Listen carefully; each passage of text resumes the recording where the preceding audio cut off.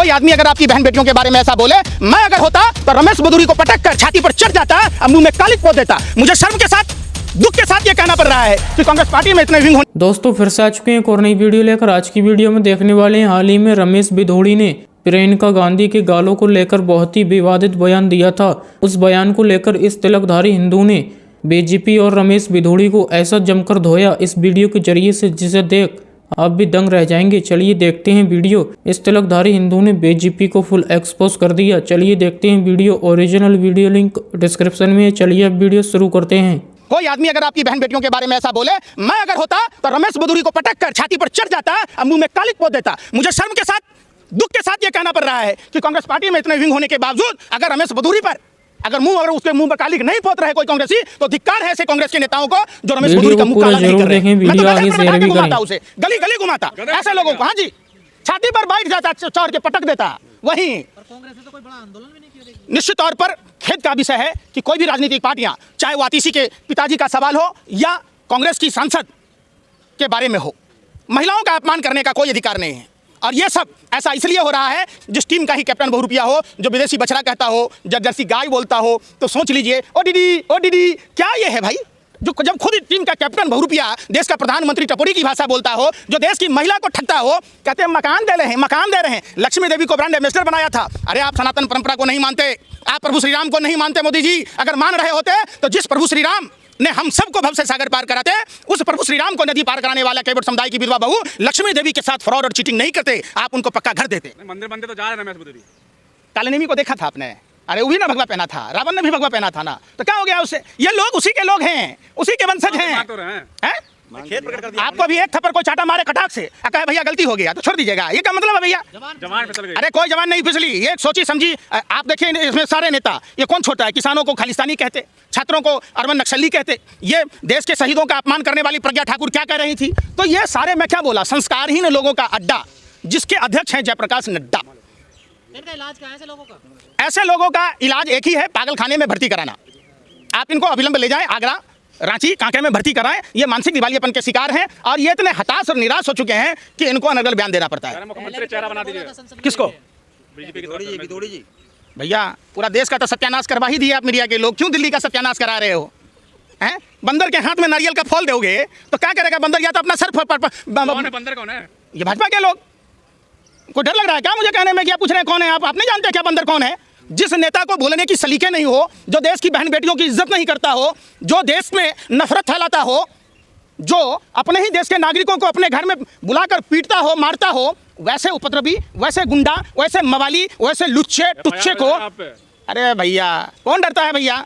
हम खुदीराम बोस के वंशज हैं, सुभाष चंद्र बोस के वंशज हैं, हम जयप्रकाश नारायण के वंशज हैं। कौन डरता है एफआईआर से? अगर एफआईआर से डरा होता तो देश आजाद होता क्या? अरे कोई सावरकर का डीएनए है क्या हमारे में? तो संसद में भी ठीक, तो ये तो हम अगर दानिश अली की जगह होते तो हम तो जूता खोलते रमेश बदूरी को वही संसद में। ये तो रमेश, उसका दानिश अली की कमजोरी थी, उसने जवाब क्यों नहीं दिया? क्यों अपने साथ साथ पूरे कौम को गाली सुनवाया? अगर मैं होता तो मैं छोड़ देता क्या? वहीं पटक के रमेश बदूरी को जुतियाता, वहीं लतियाता। कैसी बात कह रहे हैं आप? बीजेपी तो प्रमोशन कर देती है नेताओं का। देखिए बीजेपी, मैंने क्या कहा, जो बीजेपी में पैमाना ही सम्मान का वही है। आपको पद और प्रतिष्ठा तभी मिलेगा जब आप देश में नफरत की भाषा बोलेंगे, हत्या बलात्कार जैसे संगीन मामलों में रहेंगे। जब आप जितना बड़ा भ्रष्टाचारी, भाजपा में उतना बड़ा सम्मान मिलता है। देखिए अजीत पवार को चक्की पिसिंग, उनको क्या बनाया? Deputy CM. अशोक चौहान को क्या बनाया? तो ये चीज़ आप जान लीजिए कि जिसके हाथ में है भाजपा का झंडा, समझो वो भ्रष्टाचारी, बलात्कारी या तो गुंडा। भारतीय जनता पार्टी संस्कारहीन लोगों का अड्डा, जिसके अध्यक्ष हैं जयप्रकाश नड्डा। समझो, ये संस्कारहीन भारतीय जनता पार्टी में जो जितना बड़ा लुच्चा उतना बड़ा उच्चा, संस्कारहीन लोगों का महास्वर्ग है वो। आप सोचिए एक ऐसी पार्टी जिसमें सारे लुच्चे, लफंगे, बलात्कारी, गुंडा, मवाली, पॉकेटमार, सारे लोग ऐसे रहते, बद दिमाग, बदजुबान। किस तरीके से रमेश बदूरी संसद में, जहां लोकतंत्र का मंदिर है, जहां संविधान का पालन किया जाता है, वहां ऐसे ओ कटवे ये, अरे भाई ये परवरिश का नतीजा है। रमेश बदूरी जी, आपको पूर्वांचल समाज कभी माफ नहीं करेगा। आपने मनोज तिवारी के समर्थकों को, जो यूपी बिहार के लोग थे, उनको अपने गली में तो कुत्ते भी शहर होते हैं। आप अपने मोहल्ले में पूर्वांचल के लोगों को मारते हैं, पीटते हैं। एक तरफ जयप्रकाश नड्डा, जो संस्कारहीन लोगों का अड्डा का अध्यक्ष है, वो कहता है रोहिंग्या है। अरे ये देश क्या जयप्रकाश नड्डा जी आपके बाप का है? आप भूल गए कि आपके पिताजी बिहार में नौकरी करते थे और आपकी परवरिश बिहार में हुई, फिर आप बिहार के लोगों को, पूर्वांचल के लोगों को आप रोंगिया कैसे कह सकते हैं? ये देश हमारे और आपका है। जयप्रकाश नड्डा जी, आपके पुरखे गोरे अंग्रेजों के दलाल और मुखबिर थे, ये बात मत भूलिए कि आज़ादी के बाद भी आपके पुरखे जो गद्दारी करते थे उनको हमने देश में रहने दिया। ये शुक्र है कि हमारे पूर्वजों ने देश के गद्दारों को भी रहने दिया कि चलो कोई बात नहीं, ये प्रायश्चित कर लेगा। लेकिन नहीं, ये वही सबोले के बच्चे हैं जो आज भी नफरत के बीज बोते हैं। क्या बोलता है अनुराग ठाकुर? लाखों की गाड़ियों से, बाइक से हीरोपंथी कर रहा होता है, उसके बच्चे विदेश में पढ़ते हैं और आप कहते हैं गोली मारो। मनोज तिवारी कैसा गाना गाता है? भीतर से डाली बाहर से डाली, लंगा उठा दे रिमोट से, 5 रुपये के अंडा के लिए छिछा लेदर करने वाला। वो भारतीय जनता पार्टी उतने ही संस्कारहीन लोगों को सम्मानित करती है। भूल गए?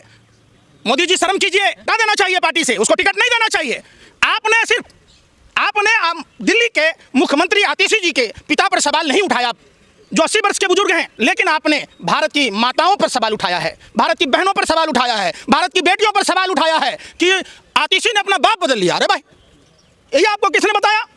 आप उस महिला का अपमान किया है, देश की नारी का अपमान किया है, आपको महिला कभी माफ नहीं करेगी। ये सवाल सिर्फ चुनाव तक ही सीमित नहीं होनी चाहिए कि ऐसे बददिमाग, बदजुबानी नेताओं को प्रधानमंत्री कैसे चैन से सो सकते हैं आप तो राम और कृष्ण की बात करने वाले लोग हैं। आप भूल गए कि हमारे धर्म में, सनातन परंपरा में, जहां नारियों को पूजा जाता है वहीं देवताओं का वास होता है। तो ये असुर प्रवृत्ति के लोग आपकी पार्टी में क्या कर रही है? अरे भैया देखिए, महिला तो उनके घर में भी है, बेटी के रूप में, बहन के रूप में, पत्नी के रूप में, माँ के रूप में। हम ऐसा नहीं बोल सकते हमारा परवरिश इतना गंदा नहीं है जैसा रमेश बधूरी की परवरिश गंदा है।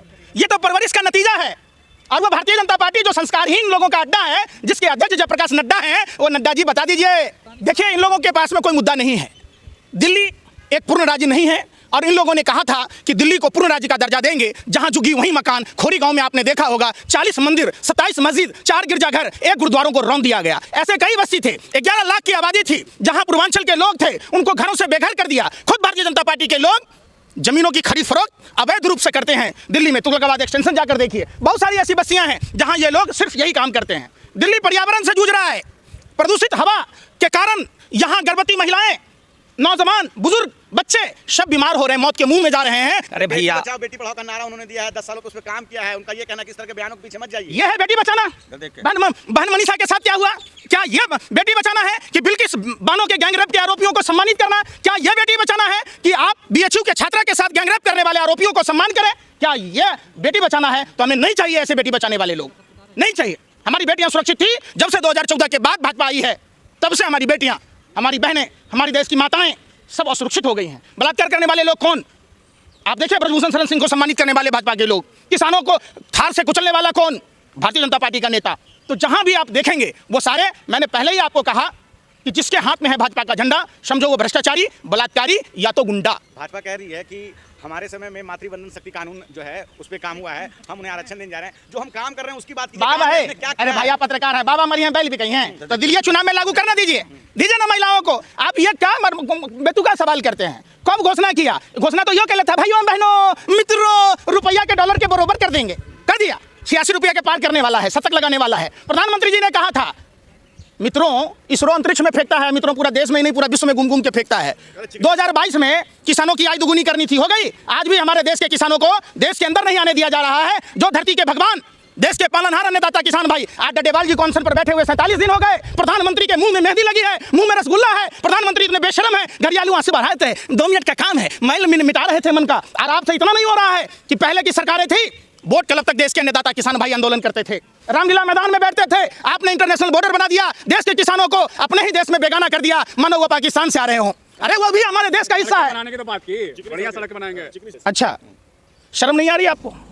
चलिए वीडियो यहीं पर ख़त्म करते हैं। अगर आप भी ऐसी वीडियो देखना पसंद करते हैं तो हमारे चैनल को जरूर सब्सक्राइब करें, वीडियो लाइक करें, वीडियो को ज़्यादा से ज़्यादा शेयर करें। थैंक्स फॉर वॉचिंग और अपनी राय कमेंट में ज़रूर दें।